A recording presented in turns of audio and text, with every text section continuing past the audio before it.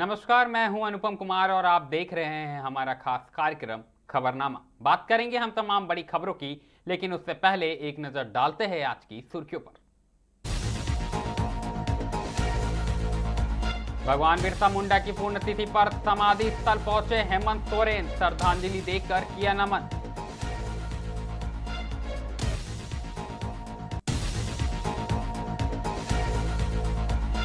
Caribbean में 6.1 तीव्रता का शक्तिशाली भूकंप, क्यूबा के उत्तर पश्चिम तट पर दहशत, 150 वर्षों में सबसे बड़ा झटका। केदारनाथ यात्रा से पहले मौत का सफर, करशो पुल के पास युवक की हत्या, हजारीबाग में सनसनी।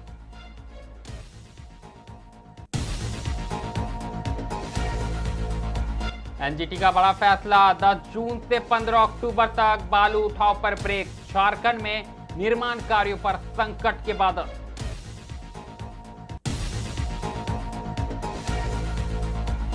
मौत की सड़क बनी हजारीबाग मेडिकल कॉलेज मार्ग, बढ़ते हादसों के बीच मेयर ने निरीक्षण कर दिखाई गंभीरता।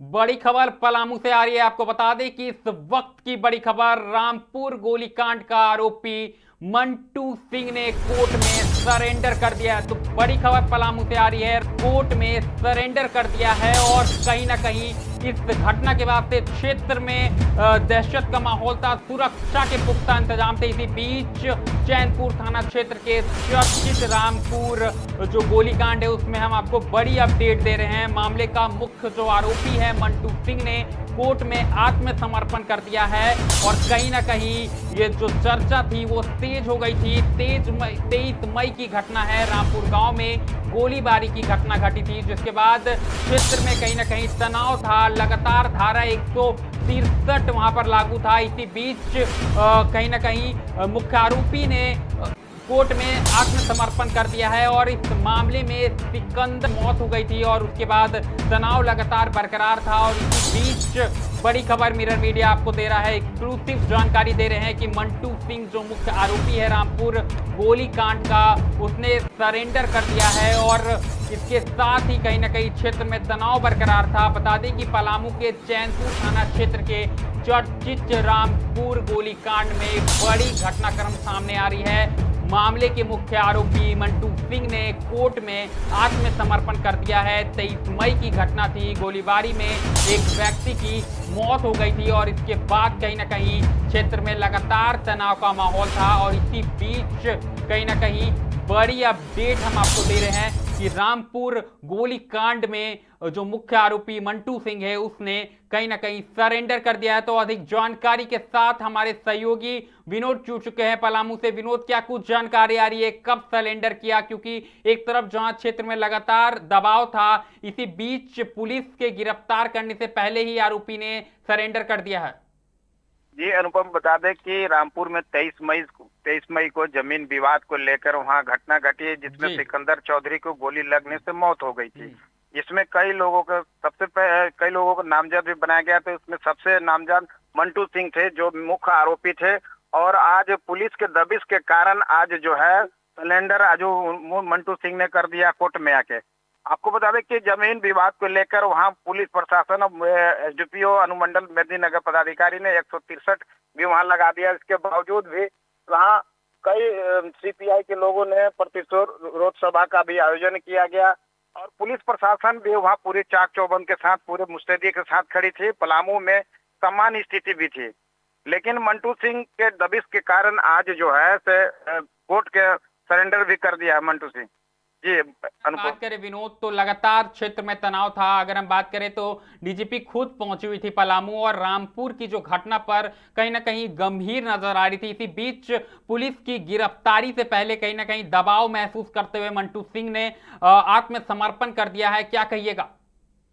ये बता दें कि अभी कुछ दिन पहले तदाफा मिश्रा डीजीपी जो है यहाँ पर पलामू प्रमंडल के सभी एसपी, एसडीपीओ और सभी अधिकारियों के साथ यहाँ बैठक कर रहे थे। नक्सल विरोधी अभियान हो, चाहे अपराधी हो या जमीन संबंधित मामले को लेकर पूरे वो सभी लोगों से चर्चा भी की है। और वहाँ रामपुर की घटना के बारे में भी वो सभी अधिकारियों के साथ जायजा भी लिया है और पुलिस प्रशासन के आदेश के बाद वहाँ सभी पुलिस प्रशासन को वहाँ चाक चौबंद लगा दिया गया था और पुलिस प्रशासन पूरे मुस्तैदी के साथ खड़ी थी और पूरा मॉनिटरिंग उसके घर के पास भी कर रही थी कि किसी तरह मंटू सिंह को गिरफ्तार किया गया। पुलिस दबिश के कारण ही मंटू सिंह आज जो है कोर्ट में आकर सरेंडर किया है। जी अनुपम, बिल्कुल कोर्ट में आके सरेंडर हुआ है। ऐसे में विनोद, हम आपसे जानना चाहेंगे, चूंकि घटना 23 मई को है जिसमें सिकंदर चौधरी की हत्या कर दी जाती है, उसके बाद से ही आक्रोश और तनाव दोनों देखने को मिल रहा था, तो धारा 163 भी लागू कर दी गई थी इस क्षेत्र में। तो अभी क्या कुछ स्थिति है रामपुर क्षेत्र की?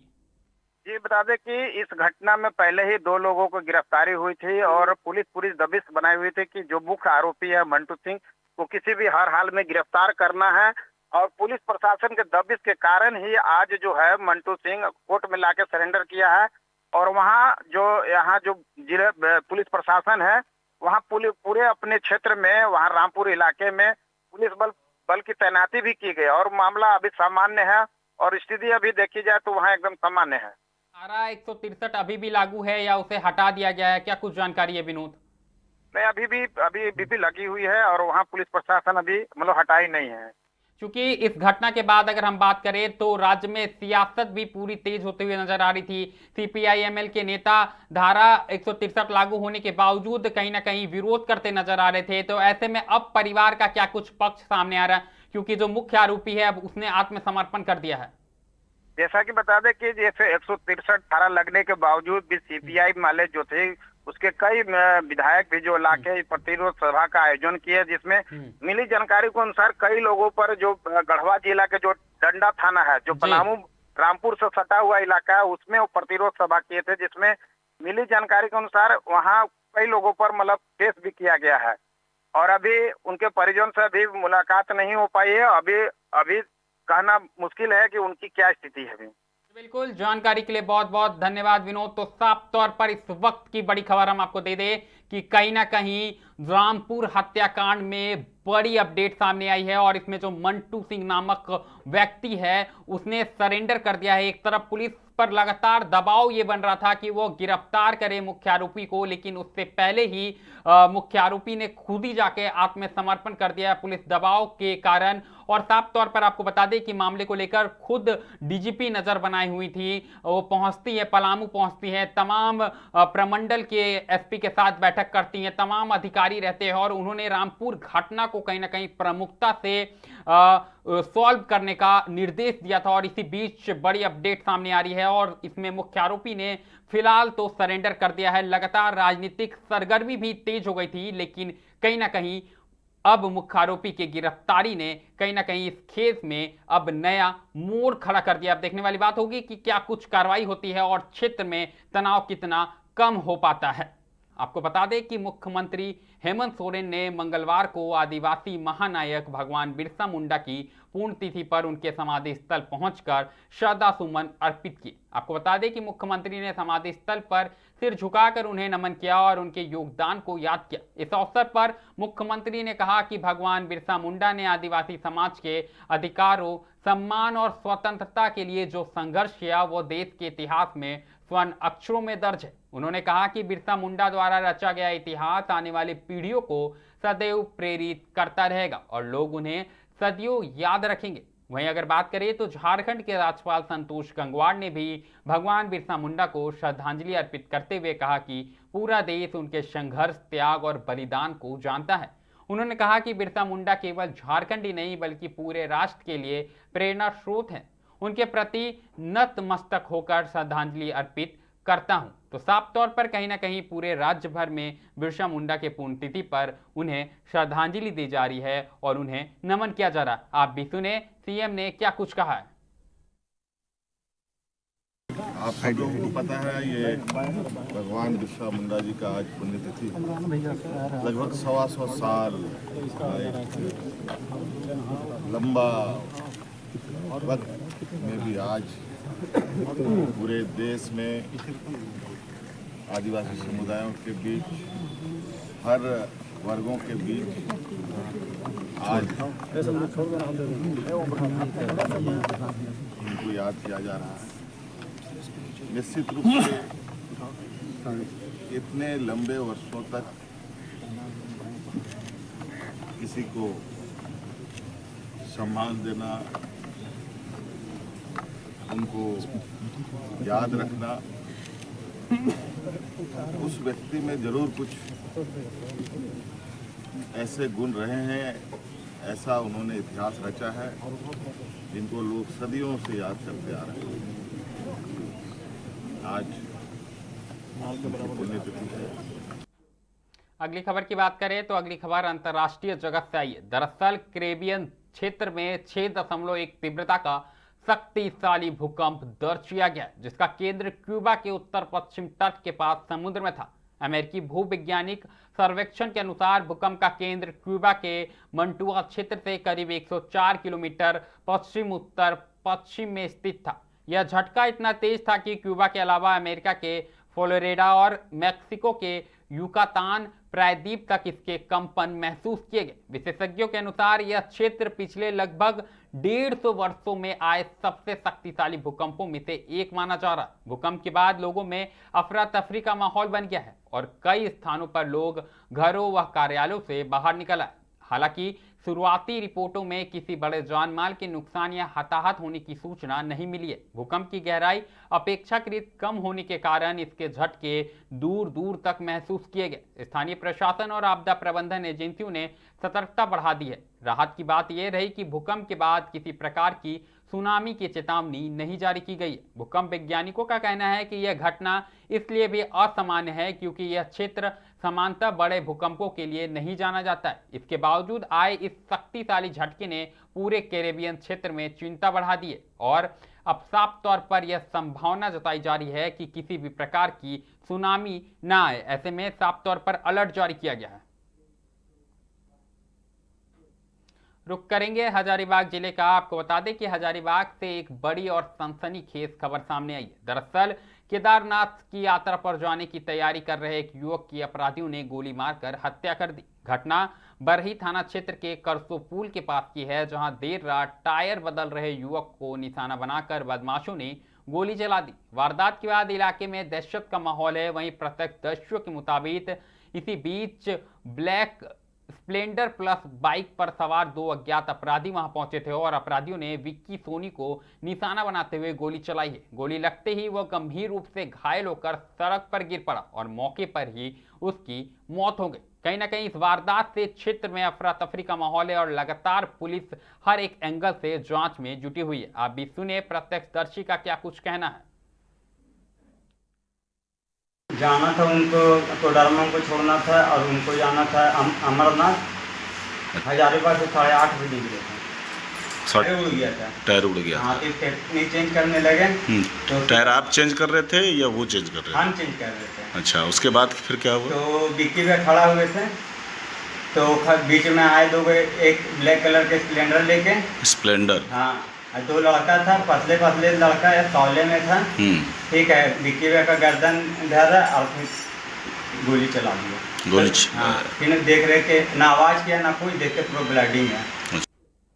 रुक एक बार फिर हम करेंगे बालू से जुड़ी खबर को लेकर। आपको बता दें कि एनजीटी के निर्देशों के तहत झारखंड में 10 जून से 15 अक्टूबर तक बालू उठाव पर पूर्ण प्रतिबंध लागू हो जाएगा। दरअसल मानसून अवधि के दौरान लागू होने वाले इस प्रतिबंध से राज्य भर में बालू की उपलब्धता प्रभावित होने की आशंका है, जिसका सीधा असर निर्माण कार्यों और विकास परियोजनाओं पर पड़ सकता है।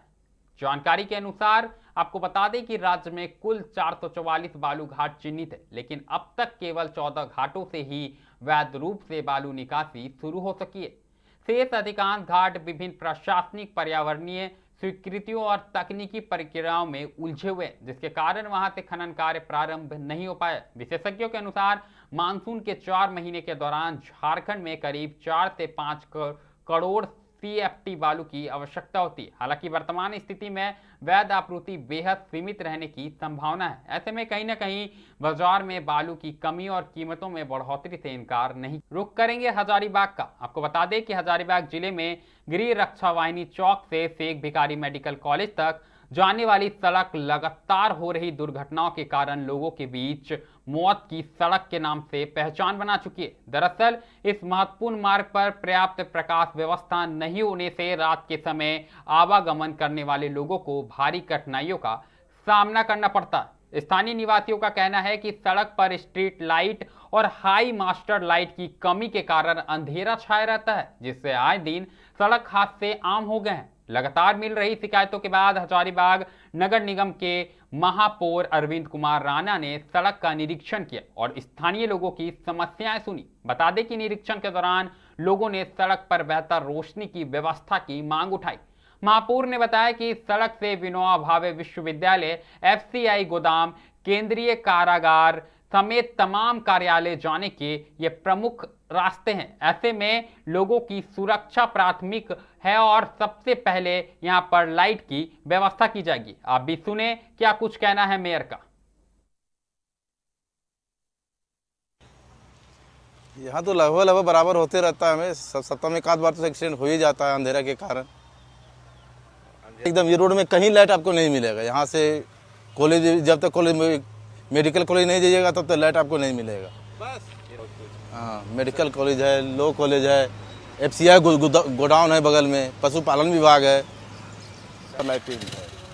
कहीं ना कहीं बिजली का पोल अब तो विभाग को देखना होगा, बिजली का पोल है कि नहीं है तो लगवाना होगा। उसके लिए लाइट नहीं होने के कारण क्या क्या परेशानियाँ होती हैं? पैदल चलने वाले को आदमी को भी दिक्कत है। मोटरसाइकिल जाता है, डिवाइडर बगल में दिया हुआ, पता नहीं चलता है उससे लोग उसमें टकरा जाता है। आए दिन एक्सीडेंट? हाँ, लगभग आए दिन एक्सीडेंट होते रहता है यहाँ। क्या नाम हुआ आपका? मुकेश कुमार। मेडिकल कॉलेज का ये सड़क है, क्योंकि आबादी नहीं है लेकिन ये मुख्य सड़क है और शहर से लोग ये शॉर्टकट लेते हैं दूसरे छोर में जाने के लिए। ये सूचना मुझे मिली थी कि लाइट के अभाव के कारण रात में दुर्घटना हो रही है। बैरिकेटिंग यहाँ किया गया, डिवाइडर बना हुआ है, लेकिन लाइट नहीं है। लंबे समय से लाइट नहीं है। सूचना मिली थी और यह गंभीर विषय था। कल रात में भी एक यहाँ दुर्घटना हुई है, तो हम आज यहाँ निरीक्षण करने आए और यह महसूस कर रहे हैं कि वाकई में ये लाइट की यहाँ कमी है। हम एक हाई मास्ट लाइट चौराहे पर लगा रहे हैं। यहाँ ही नहीं, अभी शहर के कई चौक चौराहों पे हम हाई मास्ट लगाने वाले हैं। हमारा प्रयास है कि हम अपने शहर को, निगम क्षेत्र को लाइट से जगमग करें और प्रयास कर रहे हैं कि यह सभी लोगों को जागरूक करते हुए जन भागीदारी से लाइट बंद करने का भी प्रयास करें। तो हम निरीक्षण किए, जैसे होमगार्ड चौक पर खड़े हैं, अभी हम मास्ट लाइट के लिए आए थे, यहाँ हम उसको दे रहे हैं। हजारीबाग के बाद बात करेंगे जामताड़ा की। आपको बता दें कि फतेहपुर थाना क्षेत्र में बीते 29 मई की रात स्वर्ण व्यवसायी से हुई सनसनीखेज लूटकांड का पुलिस ने खुलासा करते हुए कुख्यात अपराधी को गिरफ्तार कर लिया। दरअसल पुलिस ने आरोपी के पास से एक देसी कट्टा, 2 दिंजा कारतूस और घटना में प्रयुक्त मोटरसाइकिल तथा लूटे गए चांदी के आभूषण बरामद किए हैं। इस कार्रवाई ने कहीं ना कहीं पुलिस की बड़ी सफलता मानी जा रही। बता दें कि पुलिस को गुप्त सूचना मिली थी कि एक संदिग्ध अपराधी लाल रंग की मोटरसाइकिल से बिचकोड़ा फतेहपुर मार्ग होते हुए दुमका की ओर जा रहा है। सूचना मिलते ही SIT ने बनगड़ी पुल के समीप वाहन जांच अभियान शुरू किया। इसी दौरान लाल मोटरसाइकिल पर सवार एक युवक पुलिस को देखकर भागने लगा, लेकिन जवानों ने तत्परता दिखाते हुए उसे दबोच लिया। गिरफ्तार युवक की पहचान फिरोज अंसारी के रूप में हुई है, जो देवघर जिले के चित्रा थाना क्षेत्र के तुलसड डाबर गांव का रहने वाला है। तलाशी के दौरान उसके पास से देसी कट्टा, जिंदा कारतूस और इस घटना में इस्तेमाल मोटरसाइकिल के अलावा 100 ग्राम चांदी के जेवरात बरामद किए गए। पुलिस के अनुसार पूछताछ के दौरान आरोपी ने देवघर, दुमका और जामताड़ा जिले में लूट, डकैती और हत्या सहित करीब 18 संगीन आपराधिक मामलों में अपनी स्वीकार्यता को स्वीकार किया है। उसके खिलाफ विभिन्न थानों में पहले से ही हत्या, डकैती, आर्म्स एक्ट समेत कई गंभीर मामले दर्ज। आप भी सुने पुलिस का क्या कुछ कहना है। आज दिनांक 8/6/2026 को श्री शंभू कुमार सिंह, पुलिस अधीक्षक जामताड़ा को एक गुप्त सूचना मिली कि एक लाल रंग के मोटरसाइकिल में अपराधी बिचकोड़ा फतेहपुर के रास्ते दुमका की ओर जा रहा है। पूर्व से गठित SIT टीम को निर्देशित किए और त्वरित बनगड़ी पुल के पास चेकिंग लगाया गया। चेकिंग के क्रम में करीब 9:40 बजे एक लाल रंग की मोटरसाइकिल में सवार व्यक्ति उधर आता दिखाई दिया। पुलिस बल सतर्क होकर उसे घेरने का प्रयास की, लेकिन वो गाड़ी घुमाकर, मोटरसाइकिल घुमाकर।